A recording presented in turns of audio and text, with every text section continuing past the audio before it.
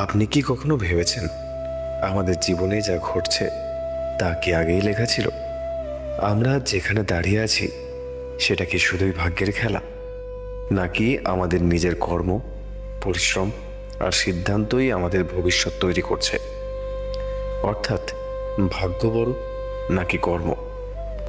এই প্রশ্ন শুধু আমাদের নয়, মহাভারতের অর্জুনও একদিন ঠিক এই প্রশ্নেই দ্বিধাগ্রস্ত হয়ে পড়েছিলেন।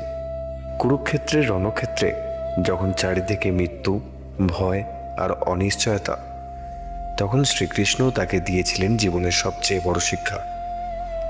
আজ আমরা জানব শ্রীকৃষ্ণের সেই কালজয়ী বাণী, যা আপনাকে বুঝিয়ে দেবে ভাগ্য আপনার হাতে নাকি ভাগ্যের হাতে আপনি। ভিডিওটি শেষ পর্যন্ত দেখুন, কারণ শেষের সত্যটি আপনার জীবন বদলে দিতে পারে। শ্রীকৃষ্ণ গীতায় বলেছেন, কর্মণ্যবাধিকারস্তে মা ফলেষু কদাচন। অর্থাৎ তোমার অধিকার কেবল কর্মে, ফলে নয়। এই একটি শ্লোকেই জীবনের গভীরতম সত্য লুকিয়ে আছে। আমরা অনেক সময় ভাবি ভাগ্য আগে আসে, কর্ম পরে, কিন্তু সত্যি হলো আজকের কর্মই আগামীকালের ভাগ্য।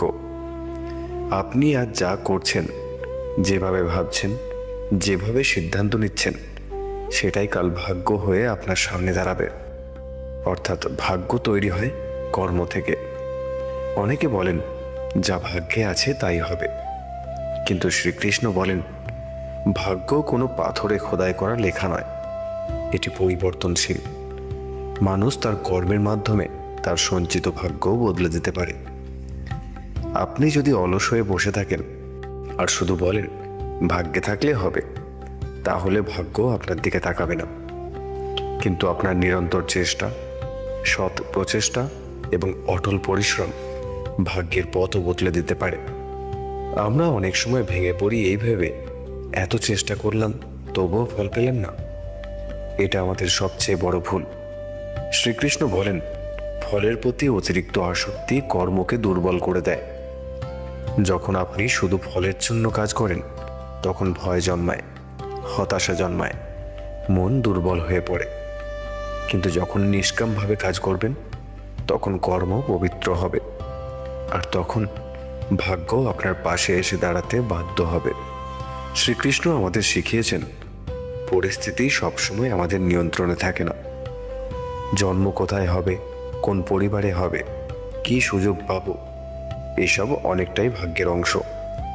কিন্তু সেই পরিস্থিতিতে আমরা কি সিদ্ধান্ত নেব, কিভাবে প্রতিক্রিয়া জানাবো, কি কাজ করব, সেটা পুরোপুরি আমাদের হাতে।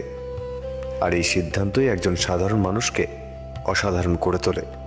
সবশেষে শ্রীকৃষ্ণ বলেন, তুমি তোমার শ্রেষ্ঠ কর্মটি করো, বাকিটা আমার ওপর ছেড়ে দাও। এর মানে এই নয় আপনি কিছুই করবেন না, বরং পুরুষার্থ এবং কঠোর পরিশ্রমই আধ্যাত্মিকতার প্রথম ধাপ।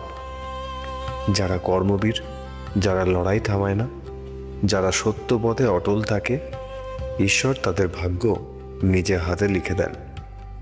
তাই মনে রাখবেন, আপনার ভাগ্য আপনার হাতের রেখায় নয়, আপনার হাতের কাজের মধ্যে লুকিয়ে আছে। ভাগ্য অপেক্ষা করে না, ভাগ্য তৈরি করতে হয়।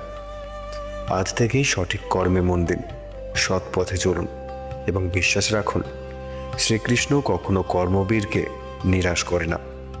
আপনার কি মনে হয়, ভাগ্য বড় নাকি কর্মই শ্রেষ্ঠ? কমেন্টে অবশ্যই জানান।